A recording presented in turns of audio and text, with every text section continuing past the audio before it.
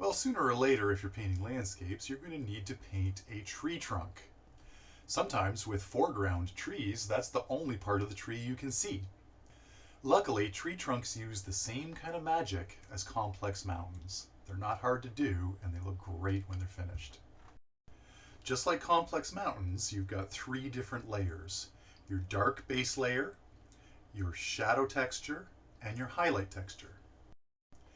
And when you're painting these textures on, it's important that you follow the direction of the tree and leave some of the dark base showing through.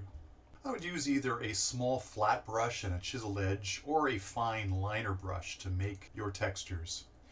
You can start with either highlights or shadows first, whichever you prefer. Just double check the light direction in your landscape. You can tap, you can slide. It's just important that all your brush strokes follow the direction of the trunk, and you want your pattern to look as irregular as possible.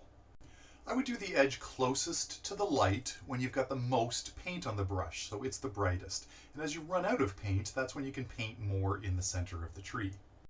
Think a little bit about depth as you're putting in your highlights. The highlights usually control what is in front. It's the fact that the highlight cuts over the trunk that makes it look like the branch is closer to us. Don't try to put texture on really small branches. It's really hard to do, and it's not realistic anyway because thin branches tend to be very smooth. Another place where you don't want to put highlights is anywhere that the trunk or branches would be blocked from the light.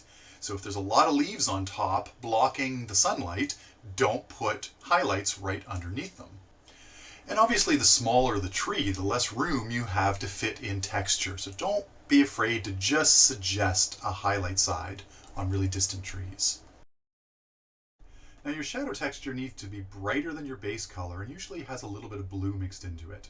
You don't have to put quite as many brush strokes on the shadow side, but again, they should follow the direction of the tree. Alright, so that's all you need for the basics of tree trunks.